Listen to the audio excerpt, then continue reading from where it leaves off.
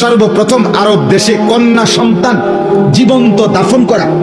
কন্যা সন্তানকে জীবন্ত দাফন করতো না, শুনছেন নিয়ে কথা? এটা কেন শুরু করছে, কেন মানে প্রথম কন্যা সন্তানকে জীবন্ত দাফন করতো কেন, শুরু হলো কিভাবে এই ঘটনাটা? ওই তাফসিরের মধ্যে লিখছে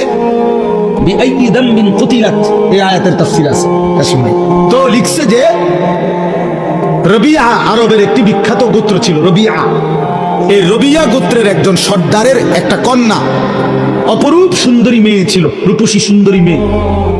ওই সর্দারের একমাত্র কন্যা ছিল ওই মেয়েটা। সর্দার তাকে ভীষণ ভালোবাসতো, বেশি আদর করতো ওই মেয়েটাকে।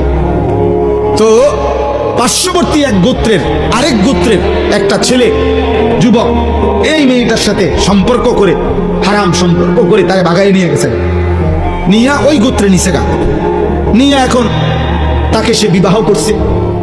অথবা তখনকার রেওয়াজে বিবাহ যেটাই হয়েছে জাহিলি যুগের নিয়মে বিবাহ শাদী করছে। কিন্তু এই মেয়ের ভালোবাসায় এই রবিয়া গোত্রের এই সর্দার তার মেয়েটাকে ওই গোত্র থেকে উদ্ধার করার জন্য দিনের পর দিন লাগাতার বছরব্যাপী যুদ্ধ করছে। ওই ওরে আনতুবিল্লাহ। কিন্তু ওই গোত্র খুব শক্তিশালী, আর আরব দেশে জাহিলি যুগে যুদ্ধ বিগ্রহ ছিল তাদের নিত্যদিনের বিষয়।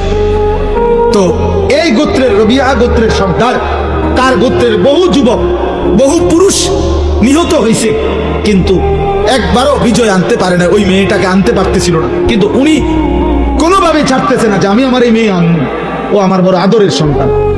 শেষ পর্যন্ত বহুদিন পরে দুই গোত্রের বয়স্করা প্রবীণ লোকেরা একটা পরামর্শ বৈঠকে বসে বলছে, না এর একটা সমাধান হওয়া দরকার।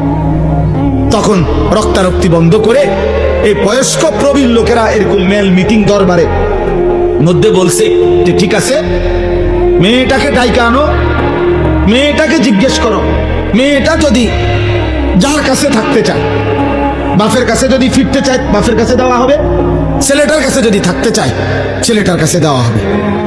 এই কথা, এটা সিদ্ধান্ত তো সর্দারও মানছে। আচ্ছা ঠিক আছে, তাহলে আমি মানি। ওই মনে করছে আমার কলিজার টুকরা মেয়ে, আমার সারা আদরের মেয়ে, ও তো আমার কাছে আসবে। কিন্তু ঘটনা চক্রে দুর্ভাগ্য হইল, ওই ছেলেটা মেয়েটাকে যখন আইসা দরবারে ওই মিটিং মেলের জিজ্ঞাসা করছে যে তুমি এখন কার কাছে যেতে চাও, এই মেয়েটাই স্পষ্ট বলছে আমি ছেলেটার কাছে থাকতে চাই, আমি আমার বাবার কাছে যাব না। এই বাবা রবিয়া গোত্রের সর্দার লজ্জিত আর অপমানিত হয়ে মাথাটা নুয়াইয়া উনি বাড়িতে চলে আসছে। কারণ আর তো কিছু করার নাই, কারণ উনি তো মানছিল এই কথাটা, উনি তো মানছে এটা। আর মেয়েও তো পরিষ্কার মুখের সামনে বলল আমি আমার বাবার কাছে যাব না, আমি ছেলেটার কাছে থাকি। এই তখন এই লোক এই সর্বপ্রথম আরবে এই রবিয়া গোত্রের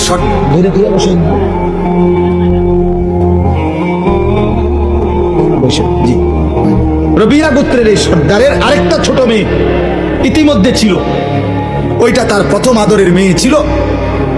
তো এই লোক বিফল হইয়া লজ্জিত অপমানিত হইয়া বাড়িতে আইসাই সে তার সর্বকনিষ্ঠ নবজাতক সন্তান, তাফসিরে আছে যে মাত্র নতুন বাচ্চা হয়েছে, এই সর্বপ্রথম এই গোত্র সর্দার বলছে আমার বংশে যেন আর কোনোদিন কোনো কন্যা জীবিত না থাকে, এই প্রথম নিজের নবজাতক সন্তানদের মেয়েরে জীবন্ত দাফন করে